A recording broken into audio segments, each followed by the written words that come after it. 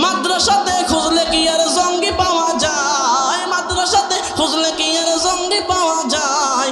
আলেমরা তো জঙ্গিবাদী মৌলবাদী নয়, আলেমরা তো জঙ্গিবাদী মৌলবাদী নয়। দুঃখের সীমা নাই আমি কি দিয়ে বোঝাই, দুঃখের সীমা নাই আমি কি দিয়ে বোঝাই।